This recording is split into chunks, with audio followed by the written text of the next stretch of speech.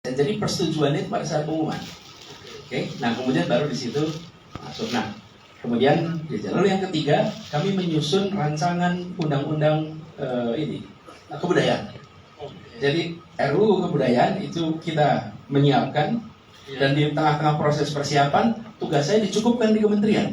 Jadi saya tidak melihat menyaksikan dari dekat penandatanganannya, tapi kami menjadi bagian dari yang mengusulkan.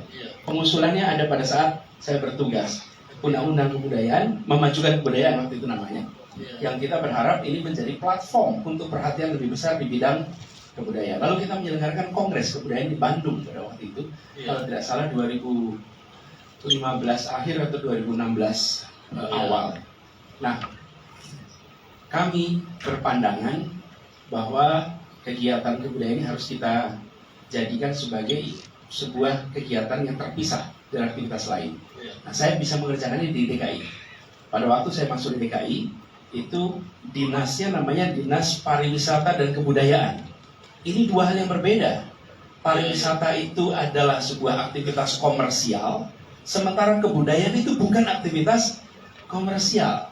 Walaupun misalnya bisa mendatangkan duit, tapi tujuan utamanya bukan itu. Kan kira-kira begini, kebudayaan adalah kehidupan, sementara pariwisata adalah penghidupan. Dan jangan ubah kebudayaan jadi penghidupan, gitu kira-kira. Jadi jangan sampai meleset. Itu kita pisahkan. Dan Jakarta menjadi satu dari 3 provinsi kalau tidak salah yang memiliki dinas kebudayaan terpisah khusus. Bali, Jogja, dan Jakarta.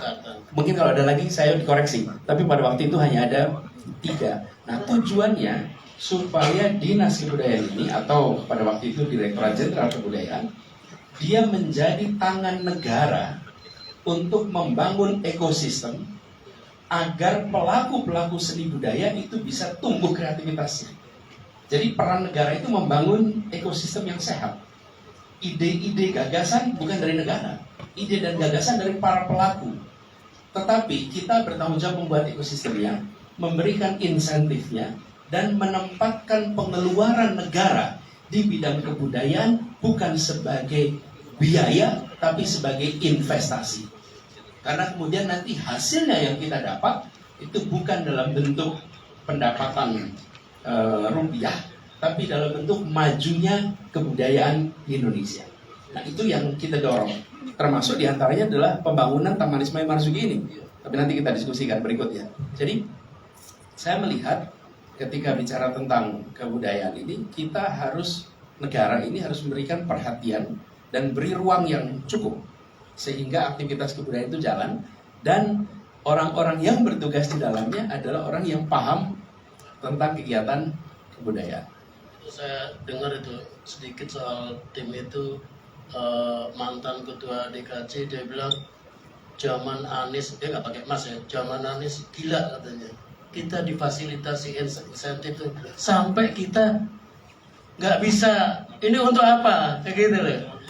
Iya, sampai begitu ya. Tadi kan dibilang ya kebijakan soal kebudayaan waktu Mas Anies jadi Menteri Kebudayaan, itu ada nggak yang terasa? Kalau saya sebagai orang yang tidak di dalam itu Hilmar Farid zamannya Mas Anies ya. Nah itu yang terasa. Sekarang orang merasa Hilmar Farid itu wah keren gitu loh. Ternyata kan Anda yang milih ya. Nah itu kira-kira yang terasa dari perubahan itu apa? Jadi begini, dimanapun ketika kita berbicara tentang sebuah organisasi, nomor 1 adalah leadershipnya. Nomor 1, Anda pengen sekolah maju, kepala sekolahnya harus punya leadership baik. Anda ingin perusahaan maju, CEO-nya harus punya leadership yang baik. Itu nomor 1. Tidak bisa kita memberikan sekedar job description, lalu taruh siapa saja, lalu akan deliver, nggak mungkin. Jadi harus orang yang tepat. Nah, pada waktu itu kami melihat bahwa tidak sulit sekali kegiatan kebudayaan ini maju apabila proses rekrutmennya itu menggunakan rekrutmen seperti bidang-bidang lain. Nah, di situ